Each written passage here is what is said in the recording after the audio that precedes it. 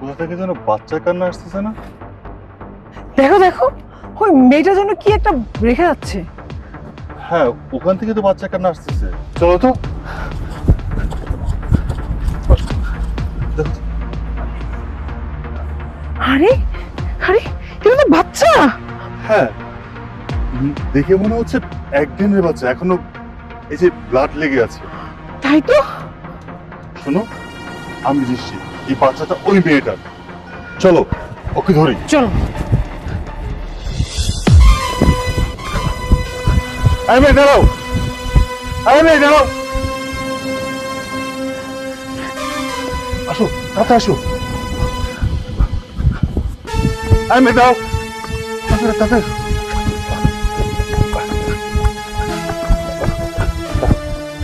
মনে হচ্ছে এই বাড়িটাই। হ্যাঁ, এটাই মনে হয় ওই মেয়ের বাড়ি। চলো। এই মেয়ে দাঁড়াও, এই বাচ্চাটা তুমি চলে আসলে কেন? বাচ্চা? কিসের বাচ্চা? কি সব বাজে বাজে কথা বলতেছেন? আমার বাচ্চা আসবে কোথা থেকে? কিসের বাচ্চা মানে?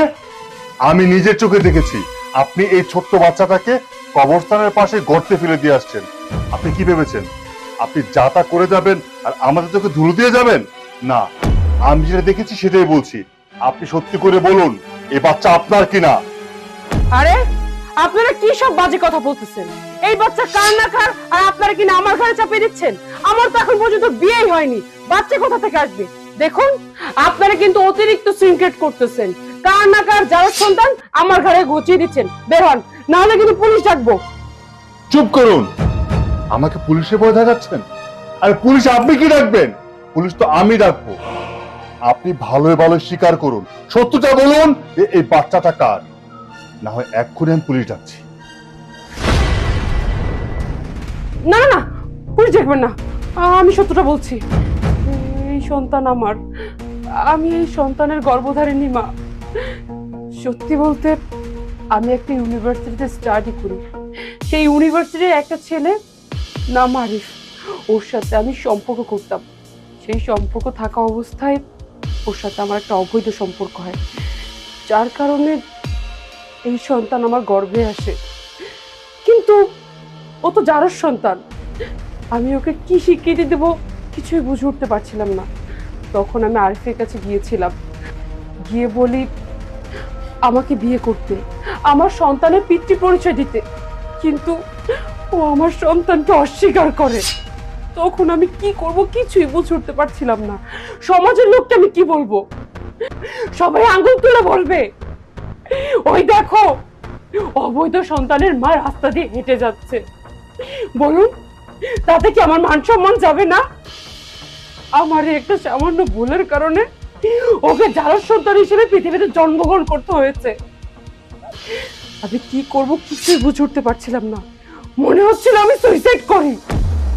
তখন আমি অনেক ভেবে চিন্তে দেখলাম, এই সামান্য যারা সন্তানের জন্য তো আমি আমার জীবনটা শেষ করতে পারি না, আমার ফিউচারটাকে নষ্ট করতে পারি না।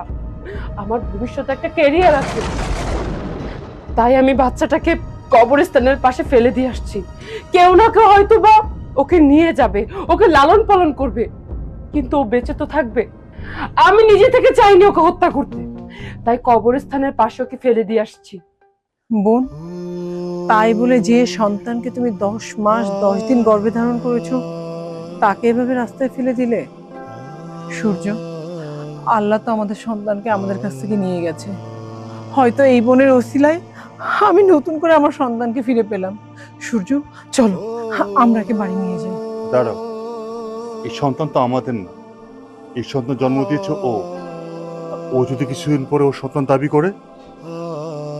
তুমি ঠিকই বলেছ বোন, আমরা না হয় একে নিয়ে গেলাম, কিন্তু একটা শর্তে, ভবিষ্যতে তুমি কখনো এর দাবি নিয়ে আমাদের কাছে আসতে পারবে না। আমরা হব এর মা, আমরাই হব এর বাবা। আচ্ছা ঠিক আছে, আমি কখনোই আমার সন্তানের দাবি নিয়ে আপনাদের কাছে যাব না।